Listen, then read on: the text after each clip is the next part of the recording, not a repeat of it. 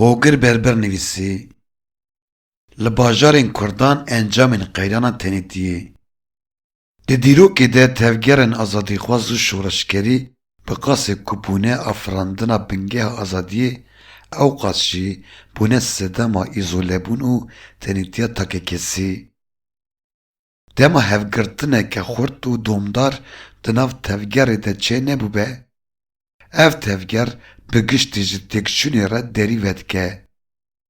Şervan welatparêz û dilsozên wê bi fedakariyekê mezin carinan bi bohayê jiyan, kesayet û hemû hebûna xwe ya madî, manewî bûne hilgirên îdeala veguherîna civakî û xewna pêşerojekê azad. Lê di serdema şerê cîhana nûjen de ev çanda fedakarî bi awayekî pergalî hatiye helweşandin. Polîtîkayên endezyariya civakî yên sermayedariyê civakê mecbûrê pergalê dike. Têkiliyên mirovî qels dikin û kevirên bingehîn ên hevgirtin û piştgiriyê dihejînin. Encama herî kûr û wêrankirî a vê hejandinê krîza tenêtiyê ye. Ew tenêtiyekê siyasî û civakî ye ku mirovên bi salan bi dil û can fedakarî kirine. Di dawiyê de bi tenê, bê pişt û bê derfet dihêle. Ji ber vê yekê divê ne tenê em li ser azadiyê biaxivin. Lê di heman demê de li ser avakirina hevgirtinê têkiliyên mayînde û parastina rihê civakî bixebitin. Bê wî hevgirtinê her fedakarî dikare bibe qurbana tenêtiyê. Kokên talankirina aborî û civakî siyasî. Polîtîkayên pergalê ne tenê bi çêwesandina siyasî bi sînor dimînin. Bê îstîqrariya aborî jî wekî amûreke serekeya kontrola civakê bikartîne. Koçberkirina neçara mirovan ber bi navendên bajarên mezin ji bo debara jiyanê tevgerên azadîxwaz yên ku bi berdozî li dijî vê nîzamê ne ji hundir ve tê dorpêçkirin û lawazkirin. Malbatên welatparêz û dilsoz ên bi dahatên kêm û xweser piştî fedakariyên bi salan niha li hember hebûna vê buhabûna jiyanê nikarin li ber xwe bidin. Fedakarî ji şirtekî têkoşînê ve diguherîne lûksek ku kêm kes bi berdewamî bikarîbe bidomîne.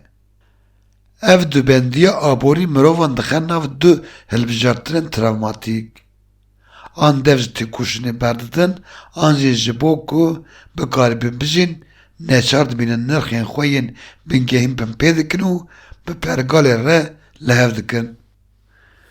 Tevgerên siyasî jî nikarin berxwedaneke civakiya bi bandor li dijî vê hilweşîna makro aborî organîze bikin. Di navbera vê dubendiyê de gelek kes bilind dibin, difirin û gelek kes jî nizin dibin, dikevin.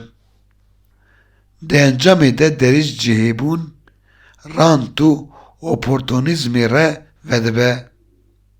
Hin kes bi milk, şirket û postên aborî bi pergalê re wiha dibin yek. Hin kesê din jî di halê xwe de jar û perîşan li cihê xwe dimînin. Pergal jî wa hemû kanalên rewayên opozîsyona aborî digire destxwe û aktoran di qada bêçaretiyê de asê dihêle. Civak li gor tebeqeyan wiha hate parçekirin. Têkiliyên hevgirtinê qut û lawaz kir ku endamên herî dilsoz di navbera îdealîzm û hewcedariya jiyanê de da perçiqandin. Ev ne tenê krîzek aborî ye, dibe krîzek exlaqî û siyasî ya kûr ku bingeha hîmî têkoşîna di nava xetereya man û nemanê de radest bigire. Hilweşîna malbatan û zewacên bê serûber. Di vê pêvajoyê de zirara herî kûr û paşneveger li ser malbatan û zewacên bê serûber e. Zêdebûna hevberdanê hilweşîna malbatan xwe kuştin û qetilkirinê nav civakê hemû encama şikandina girêdanên civakî ne. Êdî duruşim nema cihê xwe digire. Ev ne têkçûna çand malbatan e. Ew lawazbûneke mezin a bawerî û hêza civakî ye ku ji kokê ve tê hejandin. Malbatên li ser bingeha welatparêzî û îdealê hatine avakirin, niha li hember zexta aboriya domdar, rîskên siyasî û nebûna piştgiriya psîkososyal nikarin li ber xwe bidin. Mirov bi tena serê xwe dimînin û neçar dibînin deriyên nû vekin ku tê de tijî xetere û valahîbê jî karibe bijî. Gava hewldanê li hundir têrê nake, riyên xeternak û bêîstiqrar wiha têne hilbijartin. Ev krîza aborî di rastiyê de krîzeke exlaqî û siyasî ya kûr e. Her ku nasnameya civakiya tevgerî lawaz dibe, fedakarî ji erkek neteweyî vediguherîne hilbijartineke şaş an xewneke pûç, tenêtî, bêhêvîtî û bêwatebûn zêde dibe. Tenêtiya mirovan ji qadên ewle dûr dixe û li hember polîtîkan asîmilasyonê bêparastin dihêle. Ev hilweşîna takekesî têkbirina bingeha civakî ye ku tevgera siyasî lê disekine, lê nikare tev bilive. Eger em nikaribin malbatên xwe, zewacên xwe, têkiliya jin û mêr, keçê xortan û girêdanên mirovî biparêzin, em ê di têkoşîna ji bo malbat de ku didin jî nikaribin bi ser kevin.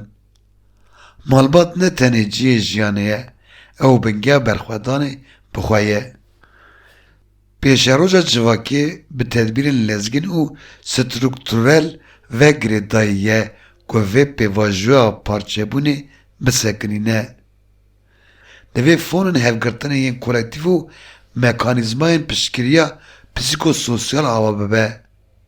Bi taybetî ji bo malbatên bi zarok da ku piştgiriyeke berdewam berbiçav û gihîşt peyda bike. Barê madî û manewî fedakariyê divê li ser milên kesan tenê nehîştin. Torên bawerî û sazûmanên hevgirtinê bêne amadekirin.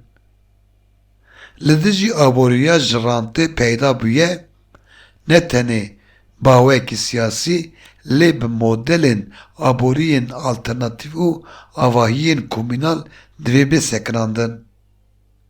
Dema wexta wê bê, ev avahî wê bibin mertalên parastinê ku mirovan ji mekanîzmayên kontrola aboriya pergalê dûr dixe.